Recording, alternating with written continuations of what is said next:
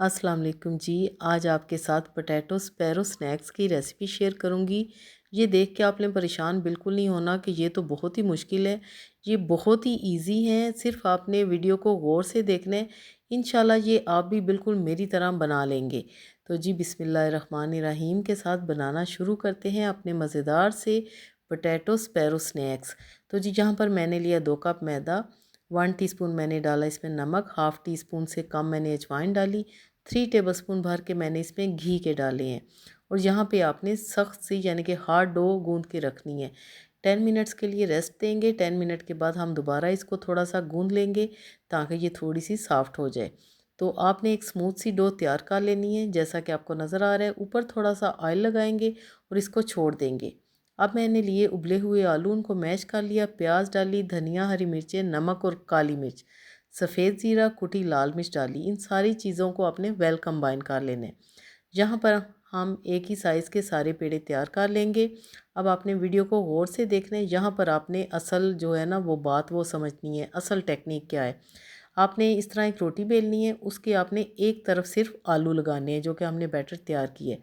Fold करना है, tightly fold करना है और इस तरह आपने रोल कर लेना है इसको। फिर आपने इस तरह नाट लगानी है और अब आपने स्पैरो का हेड बनाना है।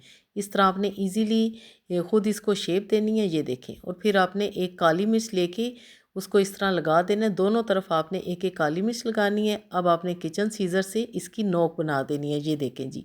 और फिर आपने इसकी टेल बनानी है। इस तरह आपने कट्स लगा देने हैं, 3-4 कट्स लगाएंगे तो इसकी टेल भी बन जाएगी।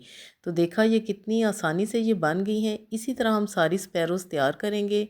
व्यूवर्स, यहाँ पर मैं आपके साथ एक बात शेयर करना चाहती हूँ कि बड़ी मेहनत के साथ आपके लिए नई से नई वीडियो अपलोड की जाती है, अच्छी से अच्छी रेसिपीज़ बनाने की कोशिश की जाती है, बहुत मेहनत की जाती है और बेहतरीन वॉइस ओवर के साथ कि आपको सारी वीडियो अच्छी तरह समझ आ जाए और आपकी बेहतरीन रेसिपीज़ तैयार हों।